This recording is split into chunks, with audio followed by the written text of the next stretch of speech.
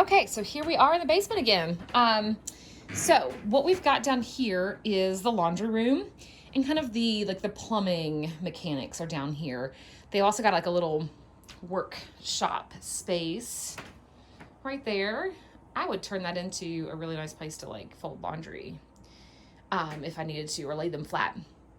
Again, you've got your laundry down here, so dryer here. They've got their washer set up over here. And they do have a water heater down here as well. So they must have two separate water heaters. Something else to see, they've got a UV system there, which is this big stainless steel. So that's the UV system, just to make sure that there's no E. coli or coliform bacteria that's in the water, so that you could use it to drink. This big blue thing here is your pressure tank for your well. That's a pretty massive one. Actually, it's really large.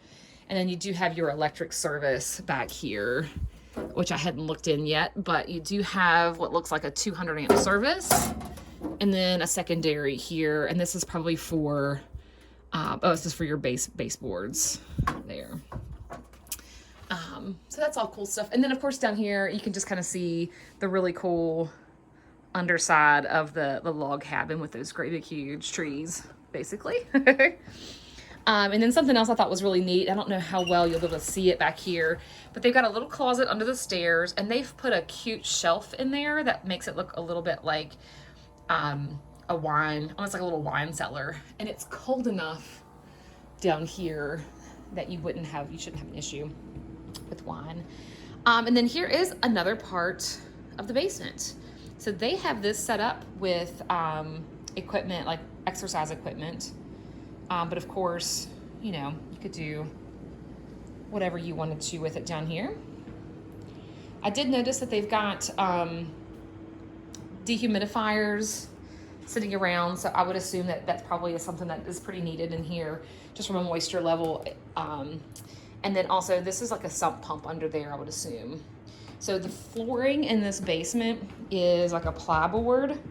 So it's kind of built up off the ground, same within that other room there. So, you know, just to get up off the ground there. And we will go, this is an outside entrance into the basement, and it has a drain there at the bottom of the stairs. This door's locked, so we'll get to the outside via the front door or the back door. We'll go out the front door and around. But decent space down here. Doesn't smell funky. Actually seems like it's fairly dry. Except for, you know, just dehumidifiers sitting around, which are pretty typical. All right, back upstairs, up the basement steps here. These again are a little bit tight, but just down to the basement. So here we go. We've got the front door again. Show you around out there. And I'm gonna get the key out in case I need it for the garage. All right. I had not gone that far yet. A neighbor must be grilling because it smells delicious out here. Again, newer pea gravel.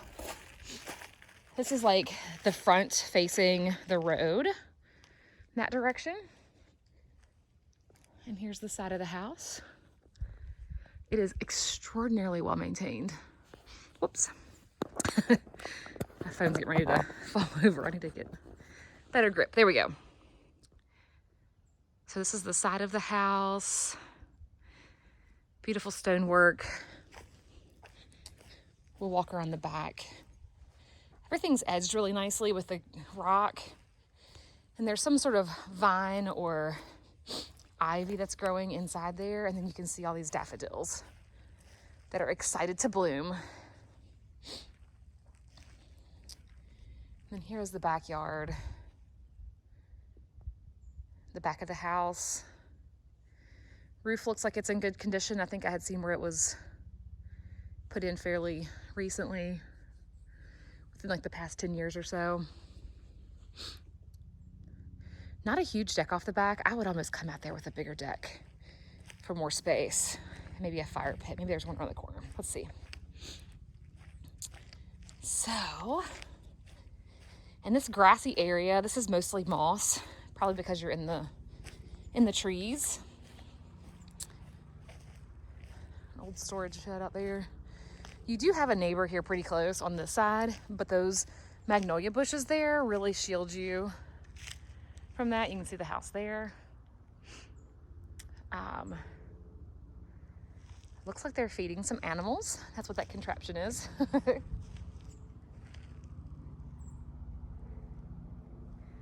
And then here you go is the side of the house. Again, really well maintained. Looks like they just stained everything, like the deck and that back siding on the house. Here again, the basement stairs, just from the outside looking in instead of the inside looking out. And they've mulched everything nicely. Again, their front porch. Let me get around. Here's the front of the house.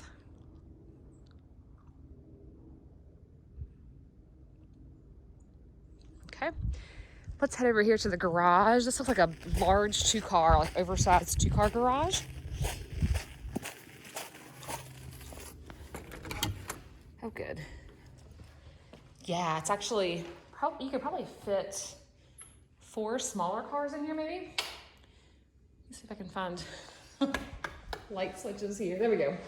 All right, so you've got, for reference, there's a Jeep sitting here, and it's pulled in pretty far. And then you've got enough room to put another Jeep in front of it, really.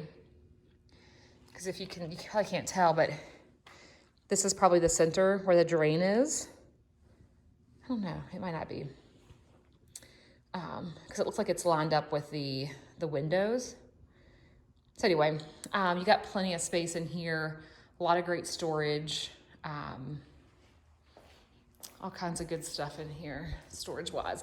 And then also, again, a pull-down attic stair, probably additional storage or ability to have storage up there as well.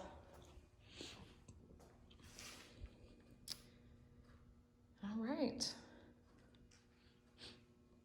So that is it. That is basically everything here. If you have any questions, let me know. I know it's hard to look at properties in a video and really know what's going on, but if you see anything that prompts a question, please feel free, do not hesitate to call me. The other thing I was going to mention while we're out here is I was kind of pulled in a little wonky because there were some folks here leaving, but there's enough room there for at least 3 nice big cars to be parked there. Yeah. I would say maybe fit 4 small cars, but probably not if you drive like me. So 3 cars along there for parking. You've got the garage for at least 2 cars in there. And then they have this trailer parked where you could park another car. I would even say if you had friends that wanted to come and stay and bring a camper, they could probably even park it there. You might need to flatten it out a little bit, but that would be a great place to put that as well. You can see some of the daffodils blooming here. And then this is just the driveway. Let's see. The driveway is not super long. You can see right there, I'll stop and point. So you can see right there is the main road. This road is not traveled a huge amount because it is north of Harrisonburg. There is a nearby, there's a couple really cool things nearby here. One is the Pack Saddle Ridge Golf Course is nearby. You have Camp Overlook, Camp Horizons, and Brethren Woods, which are like week-long camps, places like that, like church camps and day camps for kids. There's some hiking in the Jefferson National Forest. Don't believe that's part of George Washington, but it's Jefferson National. There's a really close by hiking trail that we use all the time because this is kind of close to where I live, actually, called Fridley's Gap. And we hike up there. There's this little really small pool of water, and we call it the swimming hole. We grew up with that. It's not really a swimming hole. You just jump into icy cold mountain spring fed water, and it's really, really cold. So anyway, that's really close. There's also other hiking trails and stuff along this part of the ridge. So to kind of give you this direction, kind of what you're seeing past us here, the trees, that is Massanutten Mountain Range. So you're really close to that, really close to Fridley's Gap, part of that range between Laird's Knob. I'm not sure what the next one north is, but so that gives you an idea of kind of where you're at here. Anything else that's really cool in this area? Of course there is.